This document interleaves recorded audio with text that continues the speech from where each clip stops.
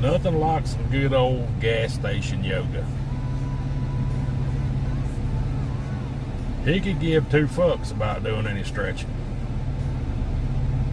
She's pretty soon going to pass out if she don't get up from there. All that damn blood's going to run top of her head.